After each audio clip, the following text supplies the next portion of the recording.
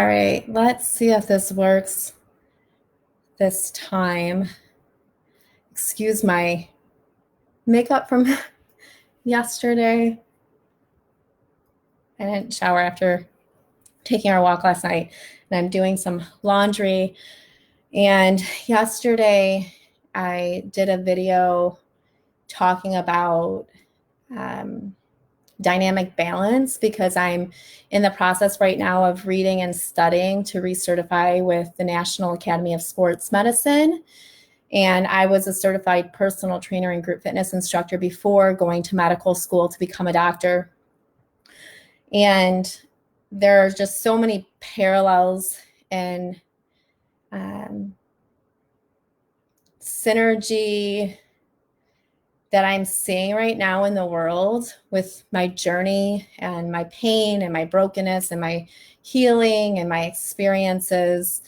And it's kind of overwhelming, honestly, just to see and reread through my manuscript and see what I was experiencing personally in my own little world 9 years ago, and looking at the world today and what people are experiencing with COVID-19 and that pandemic.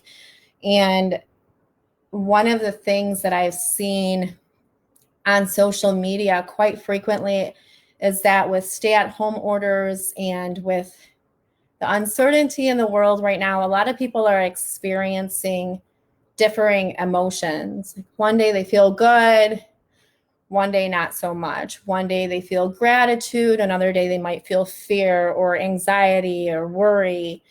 And I'm reading right now the 3rd chapter of my book manuscript, which shares about my journey and all of the adversity that I've experienced and the healing that I've experienced along the way as I have deepened in my faith, my strength, and gained answers, many answers that I was seeking since childhood.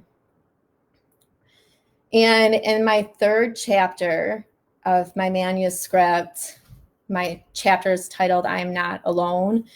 And I'm reading through that right now as I fold some clothes. And that's something that I saw in myself.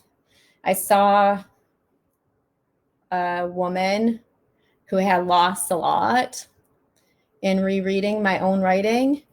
And I am seeing these different emotions all at the same time. I'm seeing expressed gratitude and vocalization of what I was going through to try to get other people to understand or to care about what I was going through when I felt so lost and afraid. And it's interesting how trauma and uncertainty, how you'll get these global feelings of emotion, and it's normal. And it goes to show how normal it is, because what I experience individually is what I'm seeing globally now with the whole COVID-19 pandemic. So hopefully that will instill some hope. Another thought that I had while reading through the manuscript that I have, I thought it was done in 2017, and then more life happened, which brought my message full circle. So I'm going to add 2 or 3 more chapters to my manuscript. But in rereading what I wrote in chapter 3 and knowing what happened after chapter 12 that still hasn't made it into my manuscript, it leaves you with feelings, especially when you have some people who you'd like to bring along with you on your journey of healing, but who are not necessarily there in their own journey. And that leaves you with some complex feelings and emotions, and your deepest desires might not be met.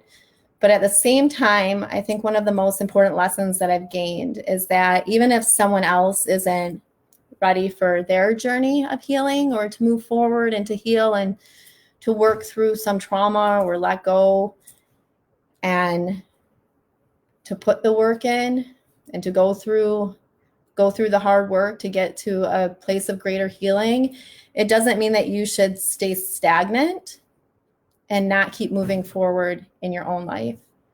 And that's hard and it can be painful, but you have to really identify what it is that you're seeking in your life before you take your last breath. Are you going to be regretful if you didn't choose to do the work and go through the emotions and heal? Are you gonna regret staying in a place of brokenness because other people want to choose to stay broken, or they just don't realize that they could heal more and have more fullness in life? I think that's really important. As a certified personal trainer in the past and a certified group fitness instructor, I would see how some people would choose weight loss journeys. And when they chose those journeys, all of a sudden the people who were their friends were not supportive of them because they may have had that common bond of maybe going out and drinking and eating in excess, and that no longer fit that person's goal of weight loss, if that was their specific goal. And I think about my own journey with leaving alcohol behind 8 years ago.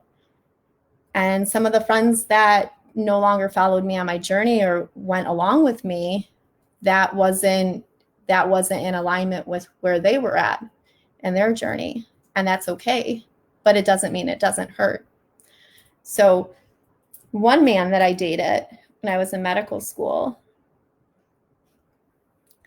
he told me during that time, he's like, Nicole, just because somebody starts with you on your path, it doesn't mean that they're supposed to remain on your path. And I didn't understand it at the time, but I intimately and painfully understand that truth now. And then today, a woman that I follow and I've spoken about on previous videos, she shared a post talking about people who have lost friendships during this whole COVID-19 pandemic. And again, it's something I empathize with. But just because your paths diverge doesn't mean that life doesn't have more relationships waiting for you down the line. And just because your paths diverge doesn't mean that life may not bring those paths back together down the line either. There's a bigger plan. There's a greater plan to this life. And I have found that through full surrender, you can experience more peace while navigating the journey that's been given to you. So I hope this helps somebody today. I hope that when my book is complete, it serves a really good purpose. This has been one crazy journey. And another thing I share with a friend that I've learned not to ask is what's next, because now you hear about these killer wasp coming to America. So it's like you just got, going through a pandemic. God, what's next? I've learned not to ask that question.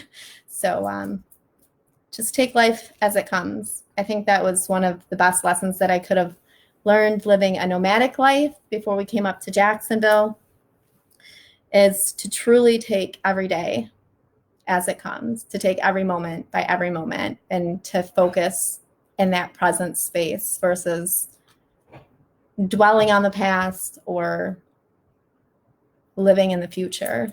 So I hope you have a great day. I hope this serves a good purpose. If it helps you, I hope you'll share it with somebody.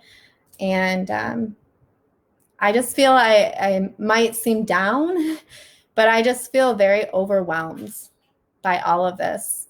I feel very overwhelmed by my journey. I feel overwhelmed by the fact that I'm still here, still standing, still breathing, still speaking, and still living. I shared with Tim yesterday that every time I hear of somebody who doesn't survive like a accident, it is overwhelming in the sense that I, for some reason, was afforded another chance at life. And I can only hope it's because God knew that I'd be obedient and share this journey with others instead of keeping it inside. So with that, God bless you, stay well, and know you're loved.